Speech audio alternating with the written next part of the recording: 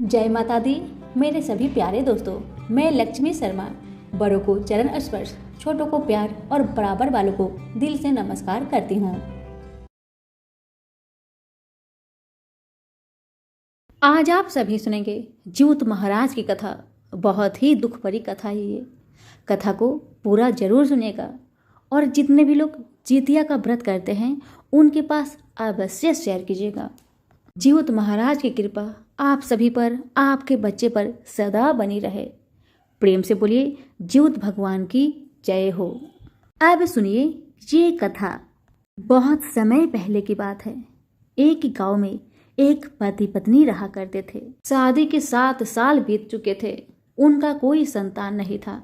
बहुत पूजा पाठ करने के बाद, बहुत मन्नतें मांगने के बाद भगवान ने उनकी सूनी गोद को भर दी और उनके घर में एक सुंदर पुत्र का जन्म हुआ। पुत्र का नाम उन्होंने सूरज रखा। अब सूरज धीरे धीरे बड़ा होने लगा। उनका घर तो था मिट्टी का।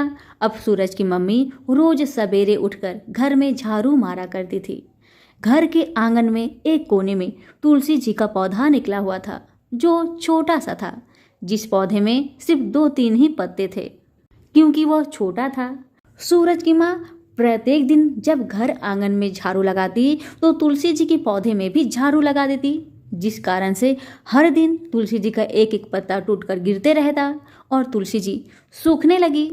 अब तो सूरज की माँ पर तुलसी माँ बहुत क्रोधित हो गई। हर रोज वह तुलसी जी में झाड़ू जो लगाती थी। कहा जाता है ना, माँ बाप का गलती करे तो बाल बच्चे को भुगतना पड़ता है और बच्चे गलती करे तो माँ बाप को भुगतना पड़ता है। यहाँ ठीक वैसे ही हुआ। आगे की कहानी बहुत ही सुंदर है। कहानी में बने रहिए। आगे में ज्यूत महाराज भी आएंगे। अब आगे की कथा सुनिए।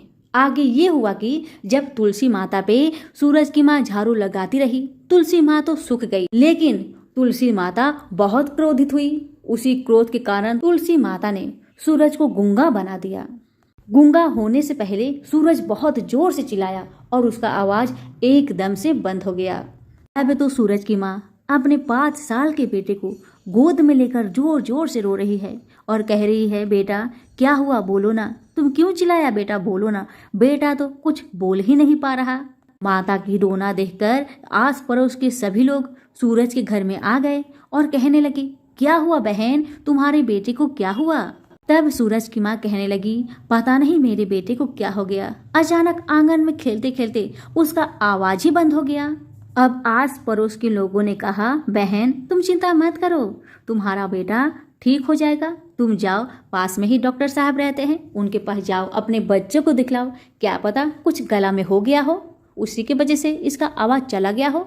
अब गांव वाले की बात सुनकर सूरज की माता और पिता ने सूरज को लेकर डॉक्टर के पास गए। डॉक्टर जी जब बालक को देखे तो कहने लगे, बालक तो एकदम ठीक है, इसका गला में कुछ भी नहीं हुआ है। डॉक्टर के बात सुन सूरज की माता कहने लगी, तो फिर मेरा बेटा क्यों नहीं बोल पा रहा। तो डॉक्टर ने कहा, मुझे नहीं पता आपका बेटा क्यों नहीं बोल पा रहा। मैंने तो सारा चेकअप किया, आपका बेटा का गला एकदम ठीक है। पता नहीं भगवान की क्या मर्जी है। अब तो डॉक्टर साहब की बात सुनकर सूरज के माता पिता सूरज को लेकर घर आते हैं। अब तो सूरज का तबीयत और दिन व दिन और खराब होते जा रहा था। अब तो सूरज के माता पिता का मन नहीं लगता। बेचारी खाना पीना छोड़कर बैठ गई, अपने बच्चे को गोद में लेकर दिन रात रोती रहती। समय ऐसे ही बीतता गया और तो अब जितिया का व्रत भी नजदीक आने लगा। एक दिन एक पड़ोसन ने सूरज की माँ से कहा, बहन जितिया का व्रत आ रहा है, उस व्रत को करने से कहते हैं पुत्र की आयु लंबी होती है, उसका स्वास्थ्य सुधर जाता है। तुम्हारा बेटा का तबीयत खराब है ना, तुम भी जितिया का व्रत करो। मुझे ज्यूत भगवान पर पूरा भरोसा है, तुम्हारा बेटा जरूर स्वस्थ होगा। उस महिला की बात सुनकर सूरज की माँ ने मन में ठान लिया कि मैं भी जितिया का व्रत करूंगी। सूरज की माता ने उस पड़ोसन से कहा, बहन जब जितिया का व्रत करोगी मुझे भी बता देना, कैसे करना है नहीं करना है, 2 दिन पहले मुझे बता देना। तो पड़ोसन कहने लगी, ठीक है बहन, क्यों नहीं, मैं जरूर बताऊंगी और कैसे किया जाता है, कैसे रहना चाहिए, क्या खाना चाहिए, सारी विधि तुम्हें बतलाऊंगी। तुम चिंता मत करो, तुम्हारा बेटा ज्यूत महाराज की कृपा से जरूर ठीक होगा। अब तो दिन निकलते गए और ज्यूत महाराज का पर्व भी समीप आ गया। तो वही पड़ोसन आकर कहने लगी, बहन कल से व्रत चालू होगा, कल जितिया व्रत का नहाय खाए का दिन है।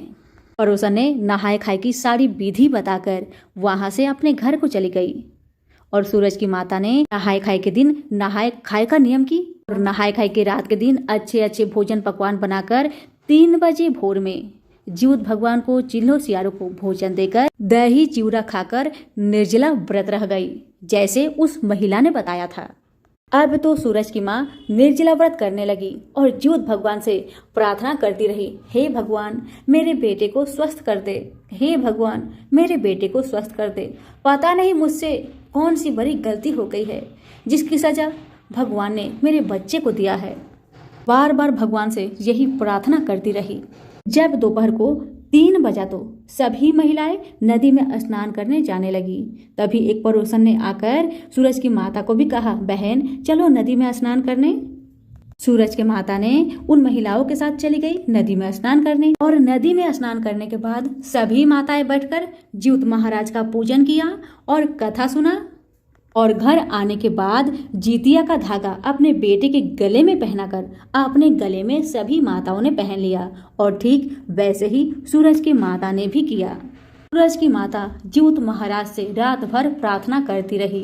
प्रार्थना करते करते सूरज की माता की आंखें लग गई। उसी सपने में जीउत महाराज दर्शन दिए और कहने लगे, बेटी तुमने बहुत बड़ी गलती की है, आज तुम्हारी सजा तुम्हारे बेटे को भुगतना पड़ रहा है। तुमसे तुलसी माता बहुत क्रोधित है।